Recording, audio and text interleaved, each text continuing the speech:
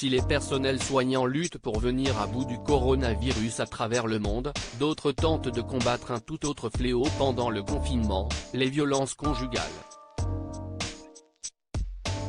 Et si de nombreuses associations se font le relais de ces situations difficiles pour certaines femmes battues, désormais contraintes de vivre confinées avec leur conjoint violent, celle qui a décidé de monter au créneau et de dévoiler un message fort, n'est autre que Camilla Parker Bowles. La duchesse a fait le choix de ne pas évoquer la santé du prince Charles dans sa dernière prise de parole mais de mettre en avant la santé et la vie de tous. C'est une période difficile pour tout le monde, car on nous demande tous de rester à la maison pour rester en sécurité. Mais pour certains d'entre vous, c'est encore plus difficile, car la maison n'est pas un endroit sûr, a ainsi transmis dans un communiqué la duchesse de Cornouailles depuis sa demeure en Écosse où elle est confinée, sur le compte Twitter de Clarence House. En plus de ce message, l'épouse du prince Charles a ajouté des consignes et des numéros à contacter en cas de danger immédiat, ou non, et se fait également le relais de l'association Safelive, qu'elle soutient depuis 2016.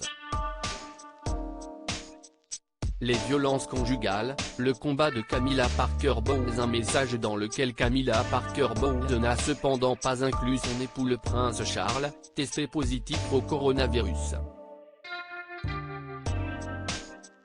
Et ce probablement, parce que la duchesse a fait du droit des femmes et de la lutte contre les violences conjugales son combat personnel.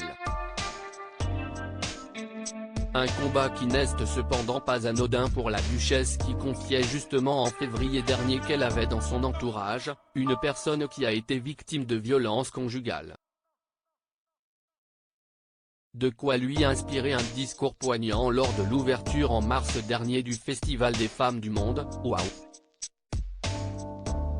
Je trouve presque impossible de penser qu'une de mes amies pouvait vivre sous cette horrible menace, sans que je le sache, mais si est-il le pouvoir du contrôle coercitif et de la violence à la maison, avait-elle commencé, dénonçant ce silence corrosif qui laisse aux femmes, aux enfants et aux hommes le fardeau de la honte.